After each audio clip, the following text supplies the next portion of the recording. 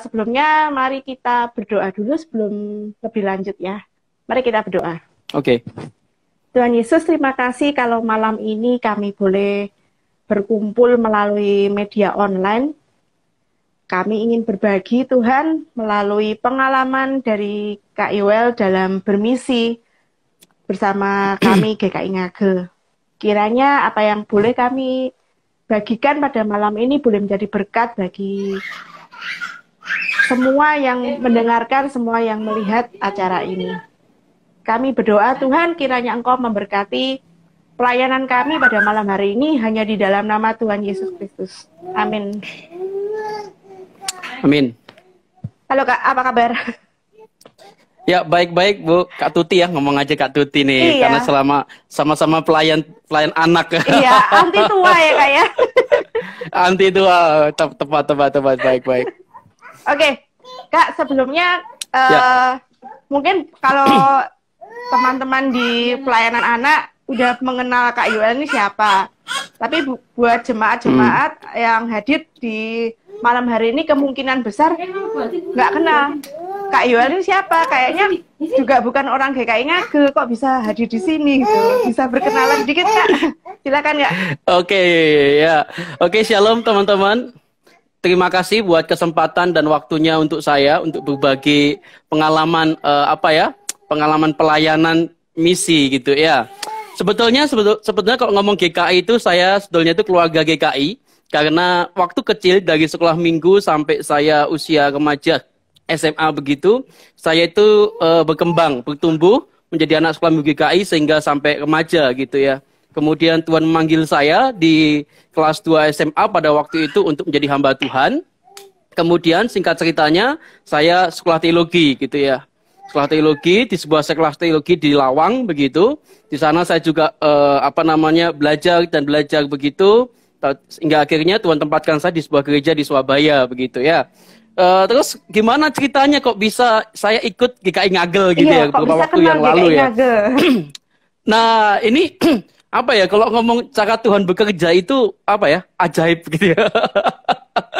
Saya enggak tahu kenapa pada mission trip pertama ya, kalau saya ingat itu di Semau ya, waktu saya ikut pertama kali itu di Semau. Saya enggak punya pikiran apapun untuk mission trip pada waktu itu. Meskipun sebetulnya teman-teman sejak waktu di STT itu saya sudah dengar nih mission trip dari kampus begitu ya. Tapi menariknya adalah saya ini nggak pernah dipanggil untuk ikut. Oh, padahal ada ya Kak ya? Dipanggil untuk ikut nih. Gimana? Padahal ada ya di kampus dulu ada ya? Ada. Oh. Ada sampai ke Ambon pada waktu itu. Ya memang sih yang dibutuhkan adalah yang suaranya bagus karena yang di bawah itu paduan suara begitu ya. Okay. Jadi kalau saya kan pelayan anak little lah. Saya nggak pernah dibawa tuh saya itu. Ya saya nggak pernah dibawa Kak Tuti. Nah singkat cerita pada waktu itu dibawalah saya mission trip, maksudnya di Semau gitu ya. Tapi yang menarik adalah cara Tuhan bekerja begini teman-teman. Ketika pada waktu itu di tahun berapa ya? 2017 nggak salah ya? 14 ya? Enggak 2000 baju saya mana? Iya, 17. 17 tahun saya. 17. Kalau saya nggak salah ingat 2017 lah di Semau itu. Mungkin Pak Sinto bisa kalau hafal nih ya. 2017 singkat cerita itu nggak tahu kenapa saya tuh nggak pernah pakai Facebook saya tuh nggak terlalu aktif di chat gitu ya. Saya jarang sekali membuka Facebook saya yang khususnya yang chat itu hanya orang-orang tertentu aja yang chat Facebook pada waktu itu gitu ya. Jadi nggak tahu kenapa Pak WP itu chat saya di situ ya kan. Shalom Yoel gitu ya, karena mungkin dia sudah kenal saya di Facebook karena saya temenan sama beliau begitu. Kami gereja ada mission trip nih. Di mana? Di Semau gitu ya. Kemudian endingnya itu kurang enak endingnya kalau kamu mau join bayar dewe ya. Waduh. Waktu itu aku masih ingat kata-kata Pak WP saat itu gitu ya. Waduh, bayar sendiri, dalam hatiku mikir bayaran gitu ya. Mau bayar tiket dan lain sebagainya itu tidak murah, tidak seperti naik bis ke Solo itu kan bisa lah tanggung sendiri kan. Kalau ngomong tiket pesawat kan sudah cut ya. Cut ya. Jadi itu yang membuat saya itu ragu. Ya terkejut gitu. Wah, saya bergumul ini. memang sebelumnya teman-teman saya itu pernah melakukan beberapa mission tapi nggak di jauh begitu tapi di sekitar kampung. Jadi itu saya keliling kampung per kampung pada waktu itu 2017 sama seorang rekan hamba Tuhan di gereja kami begitu. Saya keliling kampung, tugas saya itu sederhana, saya itu bagikan snack biasa gitu, kayak wafer dan beberapa susu gitu, saya bawa itu, sama saya bawa balon. Nah, situ saya main gitu ya sama teman saya itu, saya menghibur anak-anak, entah dia itu beragama Kristen atau tidak, saya tidak peduli. Yang penting saya ada di sana itu menghibur mereka, kala itu tujuan saya begitu gitu ya. Waktu itu tiap sore gitu saya mesti ke sana gitu ya. Ke tempat itu kadang-kadang berpindah. Ada beberapa kali saya lakukan itu. Singkat cerita, Pak WP, WA saya apa? WA chat itu ya, chat masuk. Saya bergumul sama Tuhan. Tuhan, apakah kemarin itu adalah latihan saya untuk saya pergi mission trip? Aku tanya sama Tuhan begitu nih. Jadi apakah itu jawaban Tuhan sehingga ada tawaran semacam ini gitu ya. Kemudian singkat cerita, ketika saya punya pikiran semacam itu, Tuhan bawa saya begini loh. Kamu nggak bisa pergi sendiri. Artinya begini, kamu nggak bisa itu kamu tanggung sendiri. Ini beban misi adalah beban yang besar, beban yang tidak seharusnya kamu pikul sendiri gitu ya. Sehingga kamu harus libatkan banyak orang. Wah ini ya tantangan saya ini. Apalagi gereja kami itu adalah gereja Tionghoa begitu ya. Singkat cerita, saya cerita sama teman-teman sekolah minggu saya karena saya di pelayanan anak. Saya tanya teman-teman, saya mau ambil waktu cuti, ya, bilang gitu. Saya mau pergi ke Semau, bilang gitu ya. Gimana kalau kan waktu itu kan bulan September kalau nggak salah, Agustus itu masih ada waktu untuk pas kebetulan pada waktu itu bulan misi gereja kami juga gitu ya. Klub. Bulan misi gereja kami September asalnya enggak Oktober aku lupa itu ya. Pokoknya itu bulan depannya baru berangkat begitu ya. Kemudian di awal bulan itu saya ngomong, oh, gak apa-apa katanya gitu. Oh, didukung. Wah, saya suka cita sekali pada waktu itu. Wah, langsung saya balas Pak WP. Pak, berangkat. Oke ya, singkat kita gitu. Terus kemudian saya kerahkan setelah minggu. Oke ya, nanti ya waktu mendekati 17-an, tanggal 17 Agustus pada waktu itu, saya ngomong, ayo kita pakai baju adat. Wah, semua pakai baju adat semua. Guru selama minggu pakai baju adat pada waktu itu. Ayo kita sama-sama ngajarin anak untuk bermisi pada waktu itu. Jadi yang tahun 2017 itu saya gerakkan juga jemaat. Ternyata guru selama minggu bilang, Loso enggak bisa ini. Kan panggilannya Loso ya gereja kami. Loso enggak bisa kalau Loso ini berangkat sama sekolah minggu aja. Coba dibuka kebaktian umum 2. Oh langsung saya buka juga. Ayo bagi Bapak Ibu Saudara yang mau bergabung bersama saya mission trip di sana gitu ya. Maksudnya bergabung dalam arti nggak orang, tapi mungkin ada bantuan atau dukungan gitu. Kita mau bagikan ini gitu ya. Akhirnya terkumpullah sejumlah dana. Aku lupa dananya berapa, kemudian saya berikan saya transfer ke GKI Ngagel pada waktu itu. Saya lupa sekali nilainya berapa gitu ya. Dah berangkat saya ke sana gitu ya. Waduh sukacita sekali pada waktu itu ya. Dan memang ketika saya di jalan pertama di Semau mengajarkan saya banyak hal. Ada pelajaran-pelajaran rohani yang baru yang tidak pernah saya dapatkan di kota, Bapak Ibu.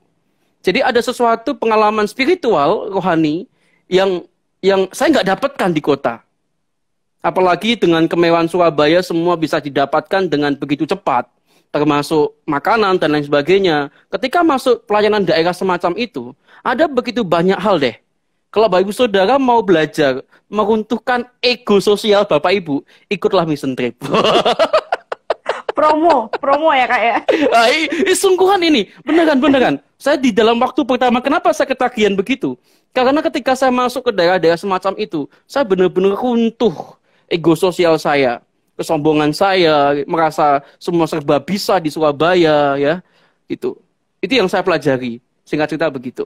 Oke. Gitu Kak Tuti. Itu perjalanan ya ringkasnya lah. Sebetulnya panjang itu ya.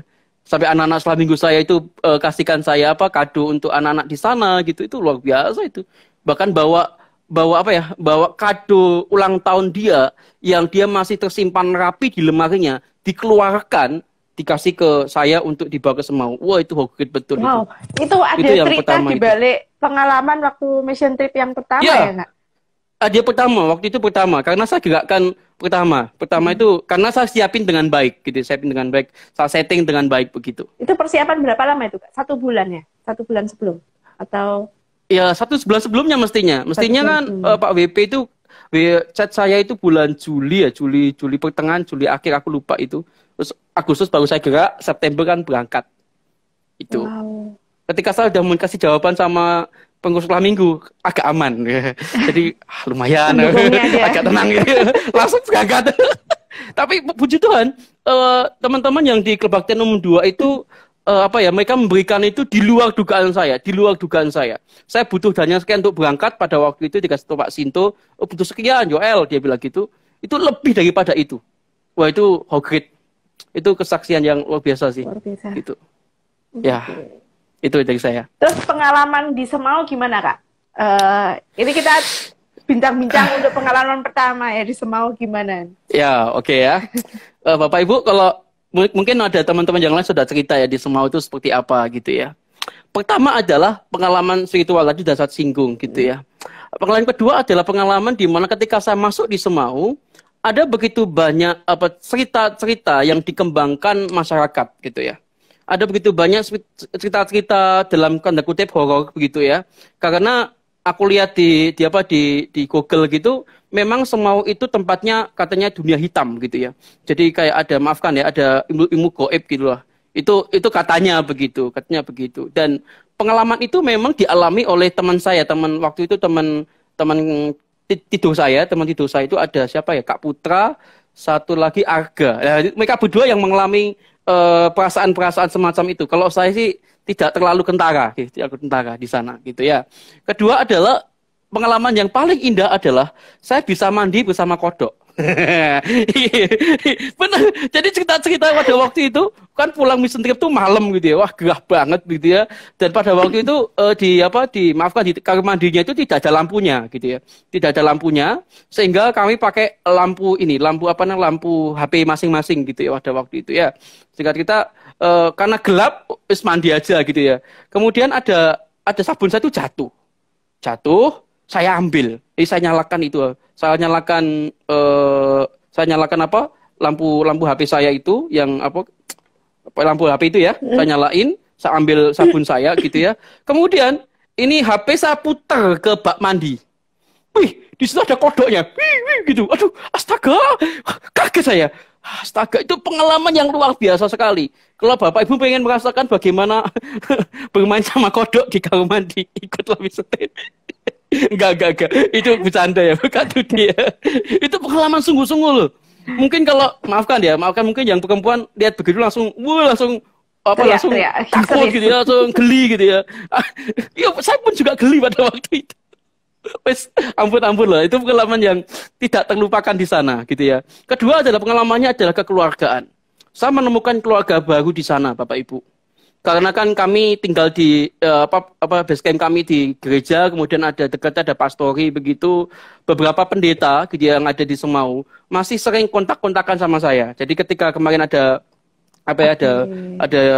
angin besar gitu ya, saya masih kontak mereka. Jadi ada sentuhan-sentuhan itulah yang membuat saya, saya masih punya keluarga di Semau gitu ya. Dan paling membuat saya itu bergetar hati ketika pulang.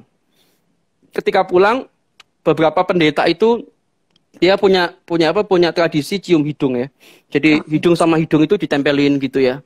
Itu benar-benar katanya itu benar-benar kamu itu sudah tanggap dulu kalau dalam bahasa Jawa gitu ya. Keluarga gitu ya. Jadi kami itu keluargamu gitu loh. Wah, itu pengalaman yang indah di Semau yang saya percaya saya nggak akan lupakan pengalaman indah itu ya. Pantainya indah, aduh, bonus itu luar biasa. Benar-benar luar biasa di pengalaman di Semau. Oke. Bapak Ibu yang mungkin bingung ya, Semau itu di mana sih? Semau itu adalah sebuah pulau di NTT dan masuk dalam Kabupaten Kupang. Untuk menuju ke sana juga masih harus naik kapal ya, Kak, ya, kalau nggak salah ya? Betul, naik ferry ya waktu itu. Naik ferry, oke. Perjalanan berapa lama itu, Kak? Kalau dari Kupangnya sih nggak terlalu jauh ya. Nggak terlalu waktu jauh itu ya. Cuma paling 1,5 jam atau 1 jam ya. Aku agak lupa. Nggak terlalu jauh lah pokoknya. Kalau naik ferry itu cepat gitu ya. Tapi banyak orang kalau dia naiknya sepeda motor itu ada 2 jalur. Jadi ada jalur yang pakai perahu kecil begitu, yang bisa naik motor aja. atau kalau kami bawa mobil karena bawa bantuan dan segala macam perlengkapannya, jadi kan kami harus naik ferry, nggak bisa naik apa namanya yang kapal kecil itu. Mestinya lebih menantang kapal kecil. Jadi lain kali kita naik itu aja. Tanya Pak Sintu boleh nggak ikut? Yang penuh dengan gelombang juga. Itu bisa merasakan hiu. Oke. Asik. Ya. Terus apa sih Kak yang dibagikan di Semau tempo hari itu Kak? Bisa cerita? Ya, saya itu apa sih? Kalau saya kan bagian saya adalah di pelayanan anak ya, paling besar itu posisi saya ada di pelayanan anak gitu ya. Saya melihat bahwa apa yang sederhana buat kita tidak sederhana buat mereka. Ngerti maksud saya? Oke. Jadi sederhana buatmu itu ya sederhana buatmu itu mungkin kamu kalau dikasih itu nggak seneng gitu loh, wes biasa begitu ya. Tapi bagi mereka ada sukacitanya double gitu loh. Anggap ya. Waktu kita main badut lah. Orang Surabaya kalau ada badut, wes noreken ya. Lewat ya. Gitu. Tapi anak-anak di sana kehadiran badut itu menolong mencairkan suasana luar biasa. Padahal itu jenjang usianya baik dari kelas balita sampai usia kelas SMP loh waktu itu. Itu kan masih terkagum-kagum. Gitu ya. Kita main sulap sederhana aja yang mungkin bagi anak-anak Surabaya, wis tahu gitu ya, sudah ngerti gitu ya. Itu bagi mereka how great, besar banget kok iso gitu loh. Karena mungkin akses digital dan lain sebagainya terbatas gitu ya, sinyal pun juga terbatas, membuat mereka itu melihat hal itu, luar biasa ini. Ini gimana caranya kan begitu? Padahal kan anak-anak kita, anak-anak balita, aku paling itu itu Kak gitu ya. Wah ini paling rahasianya itu di situ ya, sudah ditebak-tebak. Mereka enggak. Kedua adalah makanan. Makanan ringan yang kita bawa itu. Saya pernah jumpai di Semau pada waktu itu, Bapak Ibu, di satu tempat. Saya lupa gerejanya gereja apa begitu. Nama gerejanya agak lupa saya. Waktu itu kan saya ikut bagi gitu ya. Waktu itu tim saya ada Bu Ari atau siapa ya, Bu Ari, terus ada Kak Rosita, kalau saya nggak salah ingat itu ya. Kita bagi waktu pulang pelayanan anak gitu ya, sore-sore kita pulang pelayanan anak, kita bagi satu gitu. Ada satu anak bilang gini, yang buat saya itu terketuk hatinya. Kak, dia bilang gitu kan, kita panggilnya Kak di sana ya. Kak, apa Dek? Aku bilang gitu. Boleh minta satu lagi nggak kuenya? Padahal itu Oreo yang 3 biji itu loh, Oreo 3 biji itu. Loh, buat apa? Buat siapa? Enggak, aku tuh nggak pernah makan Oreo katanya. Aku saya melongo. Sampai segitunya. Luar biasa kan? Jadi, yang sederhana mungkin bagi anak-anak Surabaya Oreo itu wes tinggalan zaman lah. Ini zaman KFC, zamannya yang lain-lain itu kan. Yang makan fast food seperti itu. Oreo sudah nggak zaman. Bagi mereka enggak waktu itu. Hebat mereka itu. Kedua adalah semangat sekolah mereka. Saya akui, luar biasa itu. Suatu kali di Semau saya bangun pagi, Bapak Ibu, kemudian saya keliling-keliling, biasanya olahraga gaya-gaya gitu, olahraga gitu ya. Kemudian ada anak sekolah itu datang gitu. Di antara terumbu karang, karena di sana itu banyak karangnya, jalan aja aspal itu langka di sana. Jadi jalannya itu penuh dengan karang begitu. Singkat cerita ada anak dua anak. Itu saya update saya tulis di refleksi saya di Facebook saya pada waktu itu kan, kalau semua anggota Mission Trip tugasnya adalah membagikan pengalaman rohani ya kan. Nah, salah satunya tak tulis itu waktu itu. Ada 2 anak dia bilang waktu jalan gitu saya mau nganter gitu ya. Dek, ya SKSD lah gitu ya, namanya pelayan anak kan harus SKSD sama anak-anak yang kita layani kan, yang lewat gitu. Dek, kenapa Kak? Dia bilang gitu. Boleh kakak antar kau punya sekolah? Jangan, tak usah. Dia bilang, di mana sekolahnya?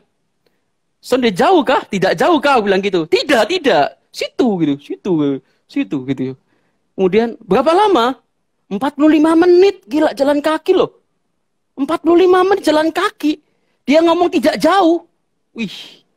Bagi anak Surabaya 45 jalan kaki, mikir 3-4 kali tuh mau ke sekolah. Apalagi itu sekolahnya itu masih kemarau, jadi jalannya masih bagus. Bayangkan 45 menit ketika hujan, jadi apa jalan itu? Saya nggak bisa habis pikir. Bisa-bisa mereka kepleset di jalan-jalan karena licinnya jalan dan lain sebagainya. Tapi semangat mereka luar biasa. Itu pengalaman saya yang tidak terlupakan di Semau. Hebat. Itu Kak Tuti. Wah, luar biasa lah. Semau sudah pulang. Terus ada penawaran mission trip lagi atau tidak itu waktu itu yang ke Ampoang? Pada waktu itu injury time, setahu saya itu injury time. Injury time, tidak tahu betul nggak ya Pak Sinto ya? Setahu saya injury time waktu itu. Jadi waktu itu memang saya tidak karena kan itu kan 2 tahun setelahnya setahu saya. Jadi 2017 ke Ampoang itu 2019 kalau saya nggak salah ingat begitu ya. Betul ya 2019 kan ya. Waktu itu karena saya nggak programkan karena pada waktu itu saya sudah nikah. Ya, saya sudah nikah. Jadi awal-awal pernikahan saya nikah tahun 2018 gitu ya. Nah, 2019 aku pikir enggak lah gitu pikirnya gitu ya. Alasan kedua ada kenapa nggak saya programkan karena di bulan Juni atau Juli itu saya sudah ada agenda mission trip dengan seorang pendeta yang ada di sinode saya waktu itu. Nah, singkat cerita bulan apa gitu dibatalkan karena suatu dan lain hal. Saya nggak ngerti apakah izinnya susah dan lain sebagainya. Itu saya nggak tahu. Ya sudahlah, wis mungkin sudah tidak ada waktunya untuk jalan gitu ya. Dan pada waktu itu istri saya dalam kondisi hamil. Wah itu kan nggak bagus juga tak tinggal dalam kondisi semacam itu gitu ya. Wes nggak ada program. Memang rencana saya nggak ada program waktu itu. Kemudian lah karena mission trip yang pertama itu gagal, maka saya kan masih punya cadangan cuti untuk ikut mission trip kalau itu ada. Kalau ada gitu ya. Ya apa ya? Bisa pergi kemana gitu ya. Singkat cerita ya itu Pak Sinto WA saya. Pak Sinto WA saya. Itu injury time kasarnya ya. Maksudnya itu saya nggak prepare apapun. Pak Sinto, Yoel mau ikut lagi mission trip? Wah, mau aku bilang gitu. Tanya Pak Sinto itu. Saya nggak waktu lama. Bentar ya, aku izin majelis dulu gitu ya. Memang nggak kesulitan. Saya mau. Saya ngomong Pak Sinto mau. Singkat cerita, Pak Sinto juga lobby-lobby dengan rekanan yang dia kenal di gereja saya gitu. Akhirnya saya bisa berangkat ke Ampoang gitu. Bersama dengan Pak Sinto dan teman-teman. Teman-teman, termasuk saya. Ya, betul sekali. Termasuk Kak Tuti waktu itu. Oke. Kenapa sih kok sampai mau berangkat ke Ampoang, mau ikut mission trip lagi, Kak? Ya, selain salah karena satunya gagal rencana di bulan Juni, terus mau berangkat yang gini. Kenapa sih? Pasti kan ada sesuatunya. Iya. Sebetulnya itu masa-masa yang berat sebetulnya. Kenapa saya ketagihan mission trip? Tadi di awal saya katakan bahwa mission trip itu akan mengajarkanku banyak hal. Salah satunya dia meruntuhkan ke zona nyamanku di Solo, di Surabaya. Ya, kan zona nyaman kan Surabaya ini. Semua butuh apa-apa ada kok. Ya, mau dingin nyalain aja AC. Wah, dingin gitu. Mau apa aja, mau makan jam berapapun, Gojek, GoFood itu tersedia. Ya. Jadi itulah yang membuat saya itu tertarik sekali untuk ikut mission trip supaya ada pengalaman-pengalaman baru apa yang saya pelajari begitu. Jadi itu sih. Itu yang membekas dan tentunya kenapa saya mau ikut mission trip? Salah satunya yang mendorong saya adalah pelayanan anak. Itu yang utama. Kenapa sih, Kak? Suka di pelayanan anak, Kak? Saya itu diajarkan begini loh sama orang tua saya. Ketika anak-anak itu dididik dengan baik, besarnya itu dia tidak akan lari dari jalan itu. Saya ingat firman Tuhan itu. Ketika anak-anak itu dibina dengan baik, percayalah bahwa waktu dia besar nanti, dia tidak akan lari dari jalan itu. Itu aja. Jadi mestinya ya. Tapi banyak gereja yang sudah bertobat dalam hal ini. Mestinya pelayanan terbesar menurut saya adalah pelayanan anak. Karena itu generasi gereja. Generasi gereja itu terletak di pelayanan anak sudah. Tidak ada. Ya kita mesti membagi maafkan ya kalau kita bicara soal keuangan kita harus bagi dengan baik itu komisi A, B, C. Tapi mestinya investasi terbesar kita harusnya di pelayanan anak menurut saya. Karena disitulah kita akan dipertemukan anak-anak ini dia nggak akan lupa kok. Ketika kita baiki waktu dia muda, karena Karena kan, maafkan kalau jadi majelisan yang sudah middle gitu ya. Ketika dia besar, dia nggak akan lupa sama kamu yang jadi majelis. Gitu. Misalkan ini singkat ceritanya begitu nih. Dia nggak akan lupa kok. Anak-anak itu pasti akan tahu kebaikan orang-orang yang ada di sekitarnya. Dan salah satunya adalah satu belajar pakai jendela ini ya, 414 ya. Jadi dalam masa itu, anak-anak itu harus dikenalkan Injil dengan baik. Usia 14 tahun. Harus dengan baik. Harus continue itu ya Kak ya? Yes, betul. Maka kitab ulangan itu, pendidikan itu harus berulang-ulang. Seperti kita mandi gitu. Kalau mandi kan penting buat kita. Maka itu harus diajarkan mandi itu berulang-ulang. Supaya kita ya bersih terus gitu ya. Demikian juga dengan pengajaran firman, Injil. Kita harus tanamkan kepada anak-anak sejak kecil. Dan itu harus berulang-ulang. Begitu. Itu kok saya. Oke, kita mau jelaskan sedikit tentang Ampoang. Pelayanan Ampoang Utara ini suatu kecamatan terpencil di Pulau Timur, dan bisa dicapai dengan perjalanan darat dari kota Kupang sekitar 9 jam.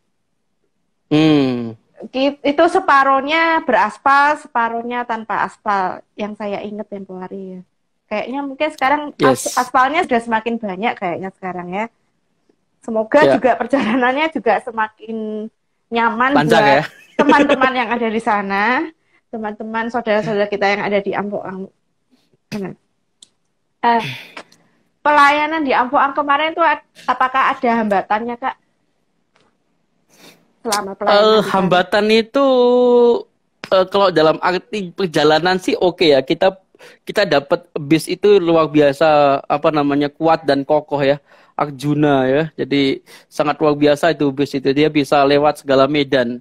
Kalau itu banjir ya, kalau itu akan kita melewati beberapa anak sungai yang begitu banyak. Ada berapa ya? 9 atau 10 atau belasan lah. Anak sungai itu kalau hujan itu pasti banjir. Itu pasti banjir. Dan Arjuna itu sudah membuktikan kekuatannya melintasi banjir dan aspal dan tidak itu sudah oke begitu ya.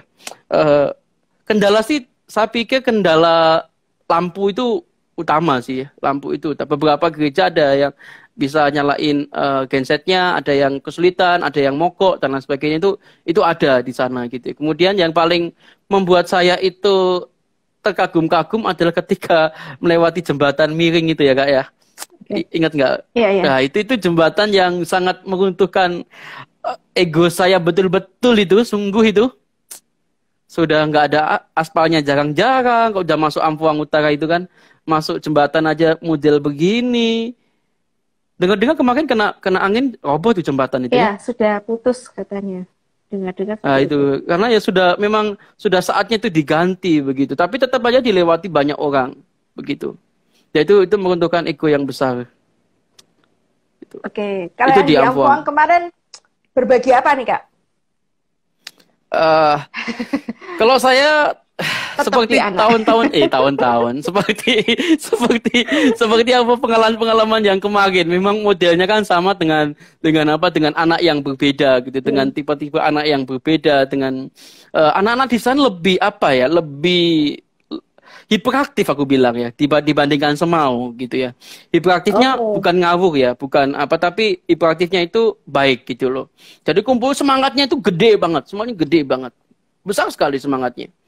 Disuruh datang jam berapa, sebelumnya dia sudah datang tuh, banyak sekali itu anak-anak tuh. Nah, pengalaman unik yang saya jumpai yang saya tidak pernah lupakan ketika saya main balon di sana Bapak Ibu ya.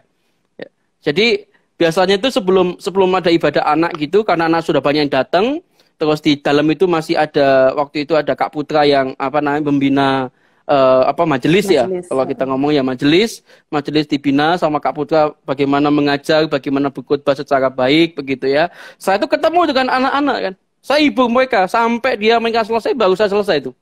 Nah, di waktu itulah saya harus membuat suasana itu semakin semangat, semakin oke untuk mengikuti ibadah anak. Itu perjuangan yang tidak mudah gitu ya. Nah, maka dari itu saya tuh bawa balon sebanyak-banyaknya waktu itu. Ada Bu Marina yang dari Jogja itu juga membawa balon dan lain sebagainya gitu ya. Nah, singkat cerita ini ya. Jadi saya bawa balon ini. Wah, ini kenang-kenangan ini. Saya harus tutup dulu ini. Enggak. enggak. Saya nggak akan praktek ya Bapak Ibu. Saya nggak akan praktek gitu ya. Dan inilah hadiah yang saya berikan kepada anak-anak. Orang Surabaya dikasih balon, sudah mungkin anak-anak kita sudah ogah ya. Hadiah kok balon. Tapi anak-anak di sana itu berbeda loh Bapak Ibu. Balon ini aja sudah mereka terima dengan sukacitanya itu double-double. Ini luar biasa ini. Bahkan ada yang minta 2, 3 untuk dibikinin kelinci, dibikinin apa. Sayang sekali balon saya yang bisa dibentuk-bentuk itu nggak tahu di mana ya. Sudah lama nggak mission trip, saya lupa tahu di mana. Sudah kelamaan nggak pelayanan anak ini kayaknya. Betul. Mestinya saya bawa itu. Nah, ada kejadian yang menarik bagi saya ketika saya menghibur anak-anak pada waktu itu Bapak Ibu ya. Nah, ketika saya menghibur anak-anak, saya kan main balon itu ya. Jadi saya itu cerita, ketika adik-adik punya berkat itu gimana? Dibagiin atau dimakan sendiri gitu. Ada yang ngomong makan sendiri, jadi saya kompak tuh balon gitu ya. Terus apa yang ini saya kompak tuh balon gitu ya. Mestinya balon itu ketika kamu itu menikmati berkat terus menerus tanpa kamu bagi, saya kompak itu balon terus menerus gitu ya. Balon itu bisa meletus kan, karena saking gedenya gitu ya. Demikian juga berkat Tuhan. Aku mau jelasin seperti itu. Demikian juga berkat Tuhan adik-adik. Ketika adik-adik punya sesuatu, adik-adik harus bagi. Jangan adik-adik kamu makan sendiri, kamu habiskan untuk diri sendiri. Kamu bisa meletus kayak balon ini. Jadi kamu nggak bisa menikmati apapun. Maunya begitu saya. Nah, singkat cerita saatku, balon ini tambah gede. Wih, sampai saya itu habis cerita itu mau cerita apa gitu ya. Wih, sampai gede itu. Aduh. Waktu itu ada Pak Sinto itu. Pak Sinto ini ketawa-ketawa gitu ya. Wah, itu mungkin wajah saya difoto sama Pak Sinto pada waktu itu. Benar-benar saya itu ketakutan sekali. Enggak pecah-pecah tuh balon. Ini sudah tenaga saya sudah habis gitu ya. Balonnya enggak pecah-pecah Bapak Ibu. Waduh. Tuhan jawab gak pecah-pecah. Ternyata gue salah ambil balon, tau nggak? Mestinya balon kecil yang aku ambil, balon yang gede yang aku ambil. Astaga. Itu pengalaman yang unik dan tidak akan saya lupakan itu. Saat cerita sampai, aduh astaga. Sampai telek-telek. Ternyata stok ceritanya kurang banyak ya Kak ya ternyata. Wah, kok ngomong soal itu, aduh. Ya itu Kak, ini ya ngomong-ngomong ya, ini anak-anak kayak di Semau sama Ampoang, mereka dapat cerita kayak gini, mereka terima nggak ya? Bisa terima nggak di akal pikiran mereka gitu? Beberapa anak yang saya tanya ngerti maksud saya. Jadi cerita-cerita sederhana yang mungkin mereka bisa pahami kan yang demikian ya, yang dekat dengan mereka ya salah bagi makanan, bagi kue begitu kan. Kalau saya cerita-cerita anime, cerita-cerita tentang tokoh-tokoh yang mungkin anak-anak Surabaya tahu, mungkin bagi mereka nggak ngerti. Makanya saya pikir saya cerita dengan apa yang dekat dengan mereka saja. Apa keseharian mereka saja. Soal makan dan minum itu kan mereka sangat dekat. Gitu. Mereka bisa saling bagi karena memang di sana itu jauh dari apa-apa ya. Jauh dari rumah sakit, dari rumah sakit jauh, apa-apa jauh gitu ya. Jadi perjuangan mereka itu luar biasa loh di sana itu. Itu luar biasa betul di sana. Jadi kita nih kalau mau pelayanan anak juga harus disesuaikan dengan kondisi tempat kita melayani ya Kak ya? Betul. Jadi harus sesuaikan dengan siapa yang kita layani gitu ya. Jadi jangan sampai ketika kita ke mission trip, kita bawanya itu cerita-cerita yang dari Surabaya, itu pasti nggak akan nyambung deh. Anak-anak di sana mungkin ya, aku nggak ngerti mungkin aja. Anak-anak kita kan PUBG sudah ditinggalkan mungkin sekarang, jadi ganti permainan apa. Bagi mereka itu mungkin nggak ngerti justru malah gitu loh. Gampangannya gitu, karena kan informasi itu tidak cepat gitu ya. Apalagi di Ampoang itu kan susah sinyal, jadi kalau sinyal itu harus cari dulu dan lain sebagainya gitu ya. Harus ke pinggir pantai baru dapat sinyal itu gitu ya. Itu yang ada di sana. Begitu. Oke. Gitu Kak Tuti. Terus kira-kira ya Kak ya, dampak apa sih yang anak-anak terima itu ya? Bisa langsung kita lihat apa enggak ya? Sukacita itu. Dampaknya sukacita. Itu langsung jadi mereka jauh ya, pun, iya kelihatan sukacita. Apalagi ketika main badut itu ya, wah itu kayak apa ya? Kayak bukan demo ya. Anak-anak itu lihatnya itu kayak wah wis riuh dan wah itu yang gua kangenin tuh. Ada yang main badut kemudian anak-anak teriak-teriak bobo bubu bobo itu yang saya rindukan itu betul. Bener loh. Yang sampai istri aja siapa yang salah bobo atau bubu itu loh. Wah itu hektik betul itu. Itu nggak akan dapat di Surabaya. Iya, betul. Itu benar-benar harus disentuh itu. Makanya saya ketagihan. Pak Sinto kalau ada lagi hubungi saya ya. Nah, itu tadi padahal mau saya pakai untuk pertanyaan terakhir tuh. Kalau seandainya... gitu ya? Baiklah. Oke. Nggak apa-apa gimana? sih. Nggak apa-apa sih, mumpung sudah disenggol, nggak apa-apa. Cuman ini kalau ada Bapak Ibu atau saudara yang mau bertanya tentang pelayanan anak atau tentang pelayanan misi ya, kita, boleh. pergi dan berbekasi, boleh meninggalkan pesan di komen. Nanti kita akan sama-sama tanya. Ya, baik. Ini kan sudah 2 tahun nih mission trip libur, dan teman-teman nih sudah mulai halu banget. Karena apa? Agustus sudah tripekan misi sudah lewat. Nah, September ini biasanya waktunya berangkat. Sudah mulai halu nih tiap ada sudah share kan, sudah ada share foto-foto tentang pelayanan mission trip yang beberapa tahun lalu udah mulai halu semua. Nah, Kak Yohan kalau misalkan ada kesempatan lagi, apakah akan berangkat lagi? Selagi Tuhan kasih kesempatan, pergi. Pasti pergi ya Kak ya? Iya. Kemanapun ya Kak ya? Yes. Oke. Saya semangat untuk hal itu teman-teman. Karena saya mendapatkan berkat di dalam 2 kali mission trip itu sangat berharga. Saya dapatkan berkat banyak hal. Mission trip pengajaran saya itu nggak cuma berbagi, tapi saya justru dapatnya itu lebih banyak daripada apa yang saya kasih. Pengalaman spiritual, pengalaman yang indah bersama dengan mereka, komunikasi yang sangat berharga dengan mereka gitu ya. Bagaimana lihat kekaguman mereka, lihat kita melayani gitu ya. Sukacita yang mereka tampakkan di raut wajah mereka, begitu itu luar biasa itu.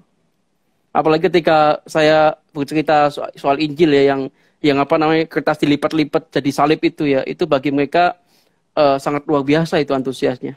Ngikutin kita betul-betul.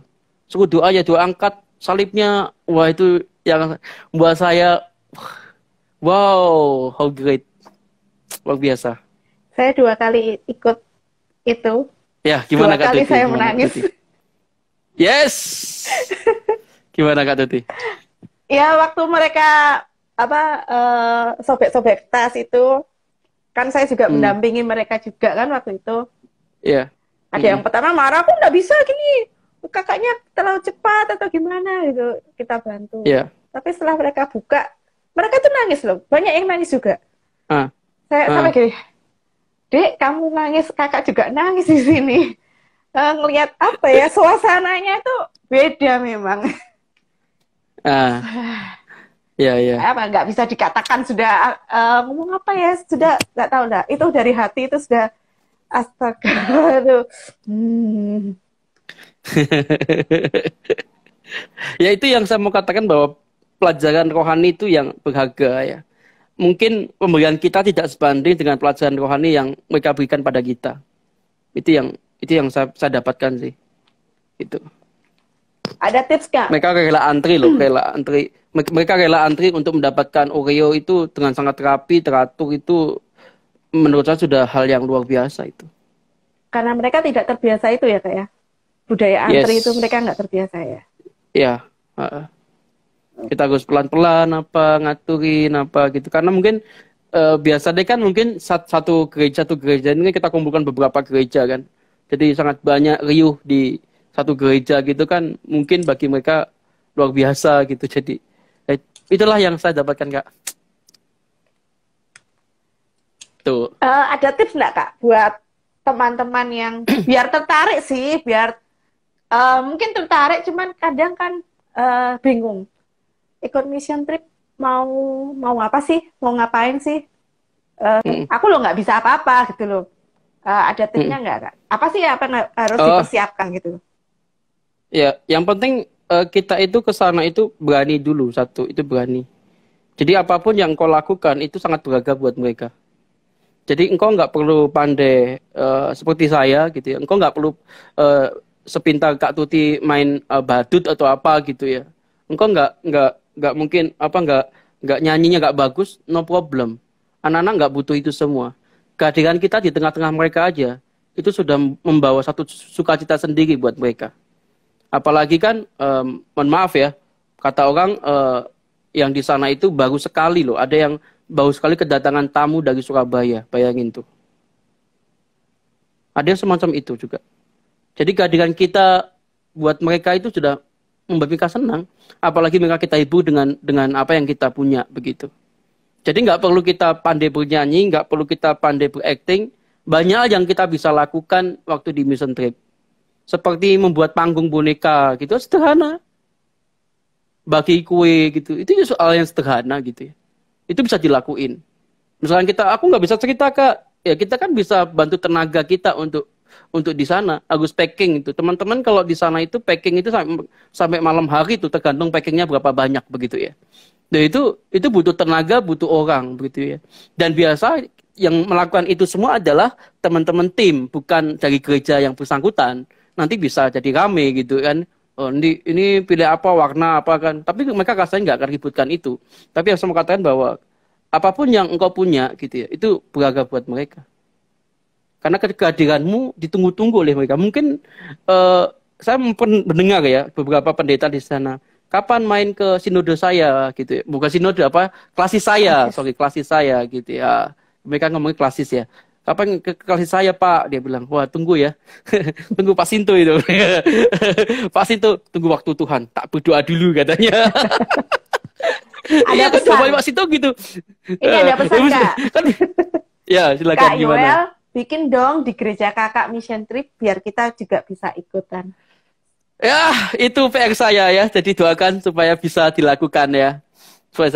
Terima kasih buat apa ya? Support dan dukungannya.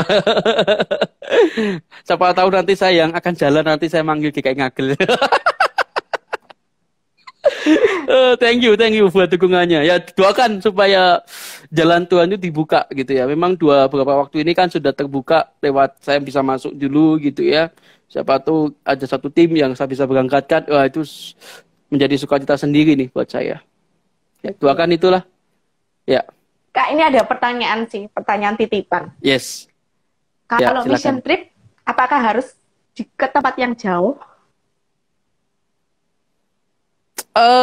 Tergantung ya. Jadi kalau saya tidak perlu gitu. Kalau kita masih sanggup di sini, seperti yang saya katakan tadi, waktu di awal itu saya nggak kepikiran sejauh itu, teman-teman.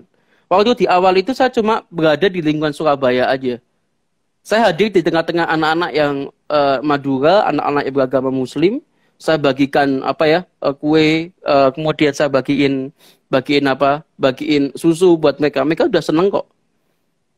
Terus banyak yang bisa lakukan. Mungkin kita bisa pakai pojok baca, itu bisa juga.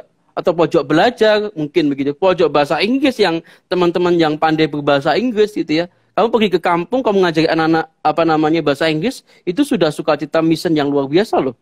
Dan itu jarang orang lakukan kan, gitu loh.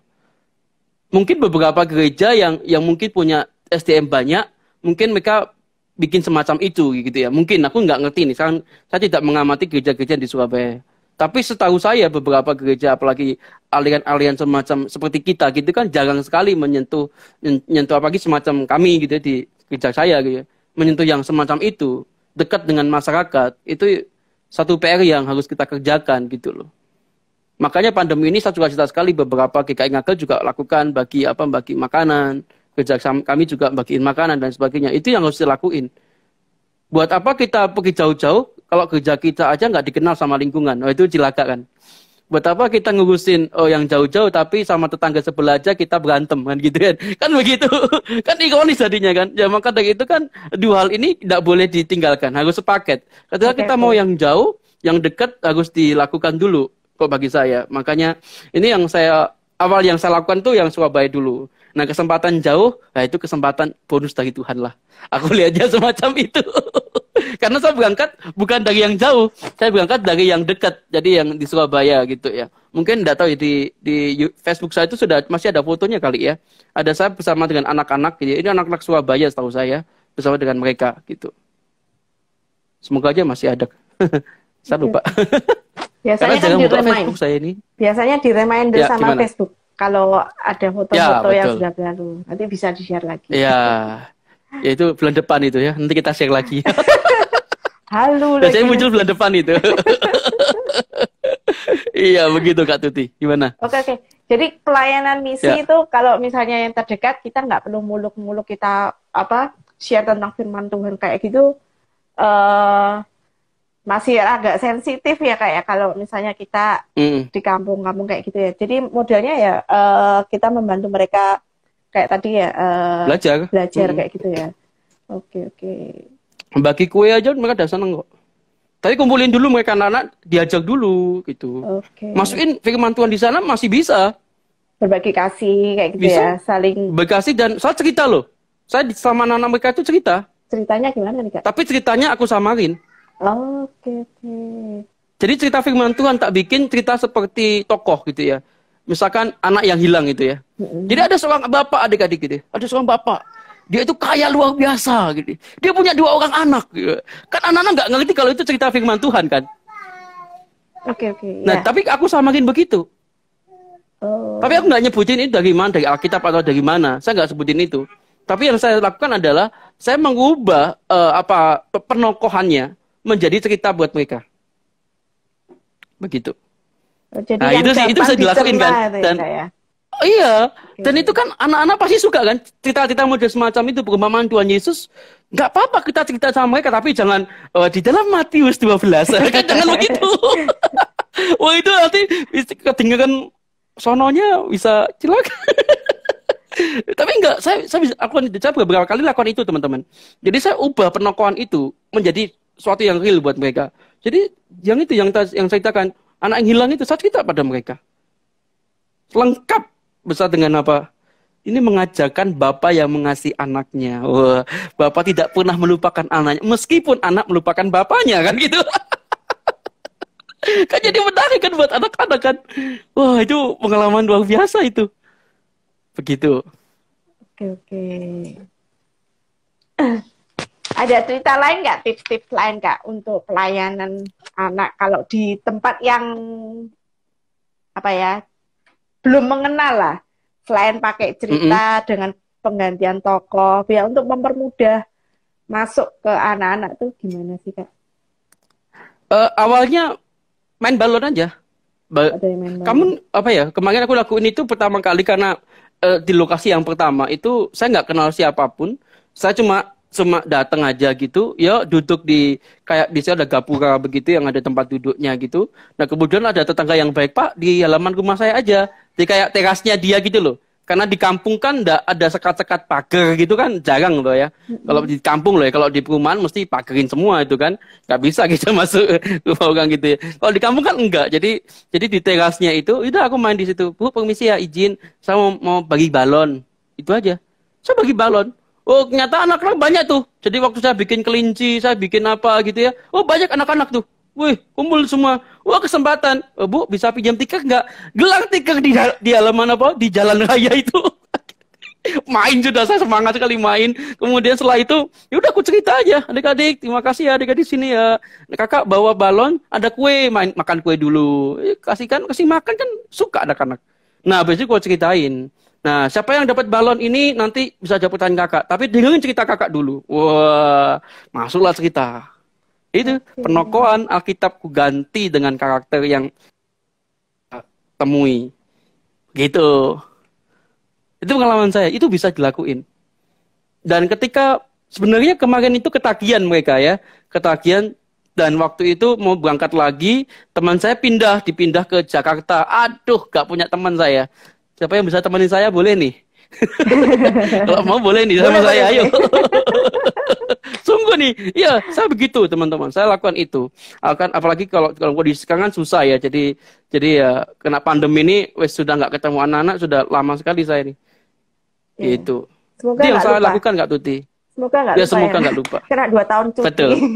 Terus bisa juga main ini ya, main apa yang biasa kalau saya lakukan itu apa hias wajah itu pakai yang punya badut itu loh. Oke. Itu kemarin saya juga lakuin, saya cuma kasih merah putih aja di sini. Kan anak suka tuh.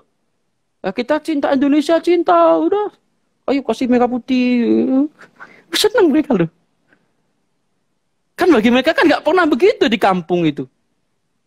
Hiburan yang murah dan menyenangkan kan. Sukacita, semua minta-minta. Ada yang begitu saya. Waktu saya juga belajar sama teman saya sampai belajar bikin Batman di kepala saya ini. Saya hias Batman waktu itu. Wah itu nggak belajar karena teman saya sudah pindah itu. Coba nggak pindah sudah jalan sampai sekarang itu. Mungkin kalau Tuhan izinkan. Ternyata Tuhan tidak izinkan. Waduh terputus dah. Kena pandemi lagi itu. Okay. Itu yang memang untuk sekarang ini saat ini susah sih Kak untuk pelayan anak yang semacam saya jelasin itu ya. Karena harus ketemu dengan anak gitu ya. Beberapa waktu saya rintis di pengampun itu juga sama.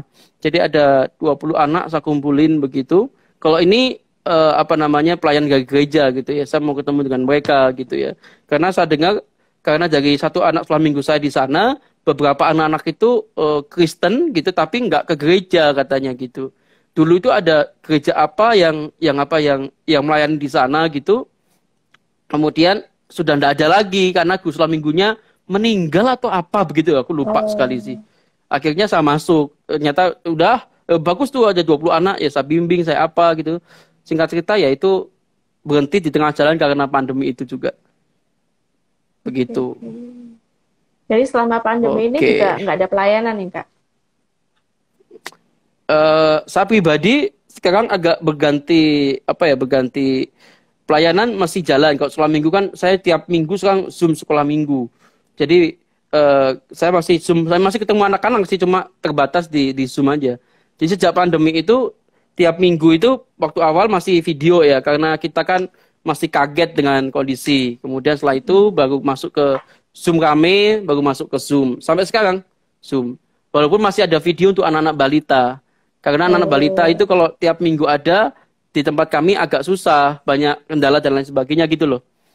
Akhirnya ya itu anak balitanya tiap sebulan sekali, untuk anaknya kelas besar tiap minggu sudah Zoom. Jadi sudah main tiap minggu nih. Jadi mainnya main online itu. Main Kahoot lah, main Gartic lah, main-main begitu tuh. Itu yang selama minggu kami. Wah, anak-anak antusias itu. Main Gartic itu ada satu anak nggak main gitu. Ayo ta, dan ditulis ta. Itu seru itu. Itu seru banget itu. Itu seru, itu boleh coba itu kalau mau tuh. Jadi anak-anak bisa main. Saya suka cerita sekali mereka main Gartic. Jadi ada banyak mainan online. Sekarang itu ada yang word wall ya. Jadi ada banyak ya. Word wall itu kayak permainan online, tapi itu modelnya macam-macam Kak Tuti. Itu untuk anak-anak bagus tuh. Gitu. Oke, mantap. Itu luar biasa itu. Mantap itu. Saya belum boksu ya Bapak Ibu ya, jangan panggil boksu. Saya masih belum. Ya gitulah. Masih pelayan aja. Nggak apa-apa Kak. Oke. Doa adalah Kak. Oh ya, perkataanlah doa. Terima kasih buat doanya gitu. Oke, thank you. Oke. Apakah mungkin ada rekan-rekan yang mau bertanya? Ya silakan. Pelayanan. Bapak Ibu silakan bertanya sama Masih saya ada 10 ya. menit. Ini katanya bonus ya, jadi gunakan bonus ini sebaik-baiknya. Wish. Biasanya begitu. Aduh. Terima kasih buat sukacita malam ini ya sama Kak Tuti hari ini. Terima kasih Kak. Mengobati rasa halu juga buat teman-teman. Tadi ada Kak Sri juga yang sudah hadir juga. Cuman Kak Sri masih belum komen sama sekali. Padahal ditunggu kehadirannya malamnya. Wah itu dia itu. Iya. Kak Sri halo. Dia salah satu teman yang dorong truk 2 ton itu. Truk muat apa itu? Muat apa ya waktu itu ya? Muat sawit ya? Bukan sawit. Asam. Iya, asam. Didorong sama dia. Wah, mentang-mentang tenaga kuat Kak Sri. Undang Kak Sri katanya. Silakan ayo ngobrol. Mari. Nah, saya cari Kak Sri-nya. Tadi ada soalnya. Ayo, teman-teman yang mungkin pernah mission trip bareng kami ya, ayo bolehlah berbagi sukacita malam ini. Jadi kita nggak ngobrol berdua, tapi ada teman-teman pasti ada sukacita yang berbeda kan dibagikan kan. Yuk. Sebenarnya sih memang rencana awal Kak Sri akan hadir di tengah-tengah kita, tapi ternyata Kak Srinya sembunyi. Sembunyi dia, jangan takut Kak Sri. Saya cuma sukacita kok. Kemarin tuh sempat ngobrol memang, kalau ada Kak Sri pasti kegilaan akan terjadi nanti. Wow, itu yang aku harapkan. Oh ya, ada satu lagi tuh, kalau di Vision Trip itu, yang di Ampuang itu urutan mandi berdasarkan antrinya itu handuk. Ya aku sampai sekarang masih inget itu. Waduh, antri pakai handuk itu baru tahu sih. Astaga, teman-teman itu ya luar biasa kok. Jadi rekan-rekan, waktu kami di Ampoang memang kamar mandi cuma satu untuk dipakai. Kita dulu berapa orang? 10 atau 10 orang? 10 ya, 10 rasanya. Ya 10 orang, jadi bangun pagi-pagi, handuk tuh sudah dijemur di tali. Siapa yang paling dekat itu yang boleh mandi duluan. Walaupun nanti akhirnya ternyata bangunnya paling siang, kalau dia udah bangun ya dia yang masuk duluan.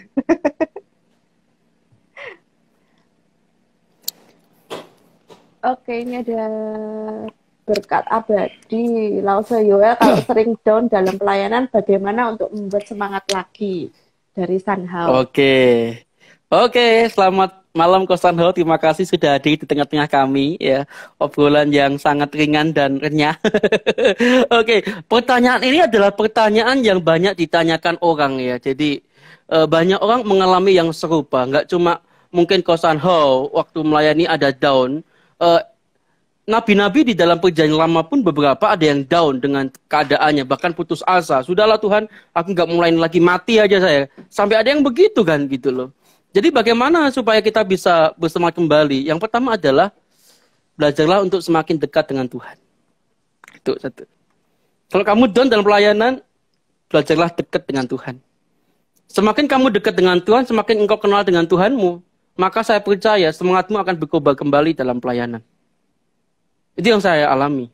Karena kan namanya pelayan kan ya melayani gitu. Tapi ada kalanya memang jenuh ya. Jenuh itu pasti ada gitu. Apalagi kan saya di anak-anak gitu ya. Ketemu anak-anak tuh aja. Ini ketemu misalkan di proaktif itu anak-anak ketemu yang ketemu itu aja. Bosan wes sudahlah Tuhan kasih siapa gitu ya. Tapi ketika saya melihat bahwa dia dipercayakan untuk saya ajak, untuk saya didik, dan saya temukan Tuhan di sana gitu. Wah, itu akan sangat luar biasa itu. Jadi, cobalah kita belajar menemukan Tuhan dalam setiap pelayanan kita, apapun yang kita lakukan. Saya pernah ketemu ya teman-teman ya. Dia ini pelayanannya itu bukan pelayanan yang luar biasa loh. Pelayanannya itu cuma sederhana. Tahu nggak apa, Kak Tuti? Tahu nggak apa? Mindahin kantong kolektor yang ada di konsistori ke gereja. Sederhana tuh. AI itu. Oh. Sederhana. Waktu saya dengar ceritanya itu dari pendeta yang bersangkutan, AI itu sangat rajin. Jadi konsistori itu waktu ibadah selesai gitu ya, dihitung sama majelis biasanya gitu ya, persembahannya, kolektornya gitu. Habis itu kan majelis mungkin ada yang lupa dan tidak. Dikembalikan sama AI itu. Dia tunggu sampai orang selesai pulang, ditunggu sampai ibadah kedua, mesti mau ibadah kedua ini kembalikan begitu. Ibadah sore, kebetulan dia punya ibadah pagi dan sore begitu. Nah singkat cerita, ketika AI ini tidak ada, apa yang terjadi teman-teman? Konsistorinya, persembahannya di sana. Waktu ibadah, mari kita persembahkan. Petugas persembahnya maju kan, ngambil kan? Kalau di gereja kami kan manggil gitu ya. Mana yang nggak ada. Bayangkan itu. Jadi berusahalah kita itu jangan jangan pelayanan itu banyak. Jadi berusahalah kita menciptakan pelayanan itu. Jadi kita semangat di mana gitu loh. Jangan sampai pelayanan yang kita lakukan itu kita tidak semangat melakukannya. Itu ya celaka juga gitu loh. Apalagi kamu nggak punya hati dalam pelayanan itu teman-teman. Itu bahaya justru malah.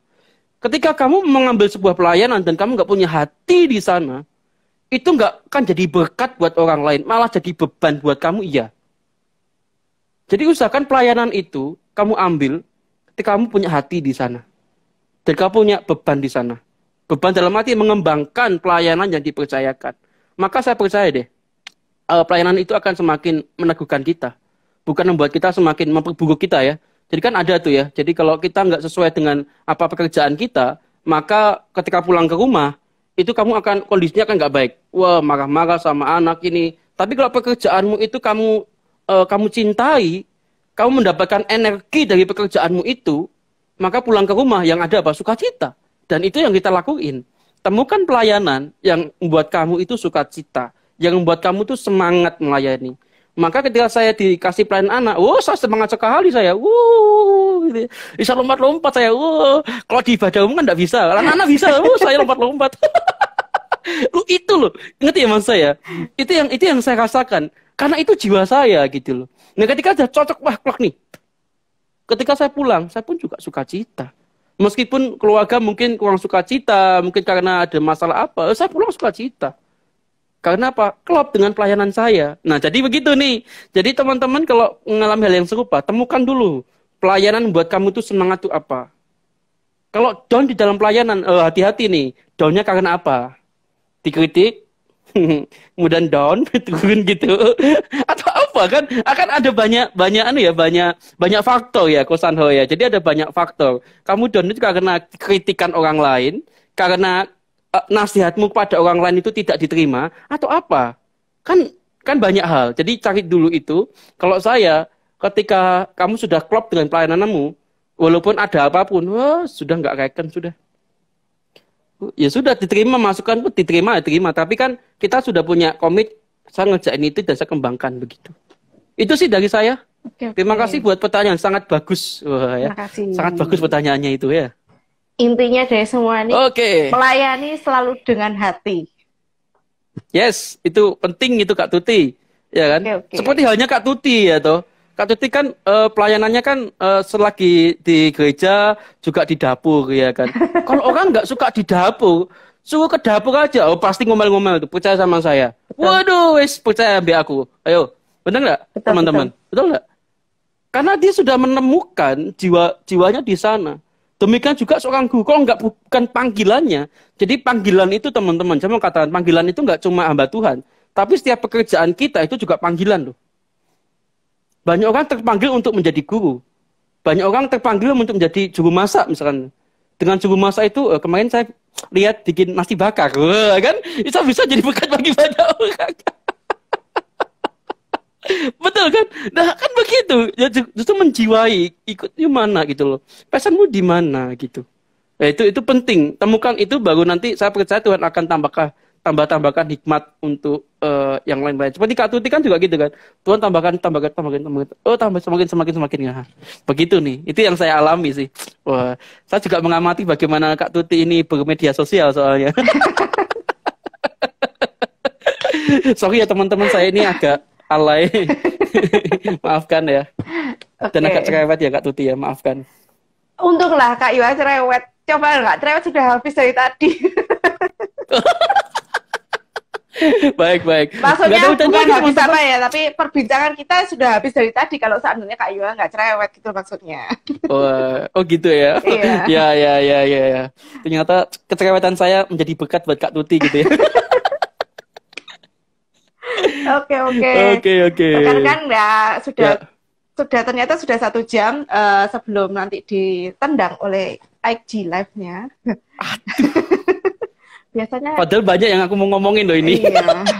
Soalnya ya, terbatas ya, baiklah. 1 kali nih. 1 jam saja. Ya. Masih belum tahu kapan berhasilnya untuk jadi lebih dari 1 jam. Tapi ya kita nikmati saja untuk sementara. Yes, siap. Oke.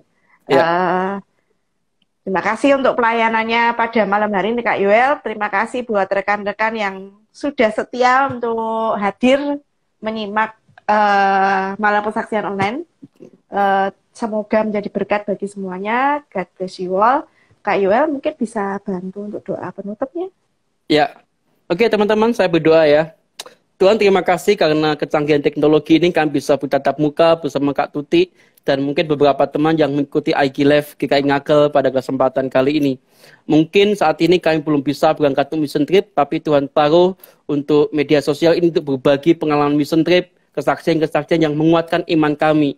Bahwa begitu banyak jiwa-jiwa yang harus kami temukan ya Tuhan. Karena mereka masih belum percaya kepada Tuhan. Tuhan tolonglah kami, berikan kepada kami kepekaan untuk itu. Sehingga kami bisa jadi berkat buat mereka ya Tuhan. Berkati juga teman-teman GKI Ngagel, tim misi maupun yang lainnya yang memikirkan pelayanan ini. Kiranya tangan Tuhan boleh memberkati dan menyertai gereja ini. Berkati juga untuk para hamba-hambamu di sana, para majelis, maupun para aktivis, guru sekolah minggu yang ada. Kiranya Tuhan juga memberkati mereka, pribadi lepas pribadi. Terpujilah namamu Tuhan. Di dalam nama Tuhan Yesus Kristus kami sudah berdoa dan mengucapkan syukur kepada Tuhan. Haleluya. Amin. Terima kasih Kak Yoel, terima kasih buat kehadirannya. Terima kasih untuk waktunya ya, mau mendengarkan kalimat-kalimat saya. Kayaknya banyak tertawanya. Thank you teman-teman. Wah itu dia. Itu harus tuh. Kita kan pelayan anak, jadi harus banyak ketawa. Meningkatkan imun di tengah pandemi. Betul Kak. Oke. Yes. Oke Kak. Oke teman-teman. God bless. Thank you ya. Yo. Thank you.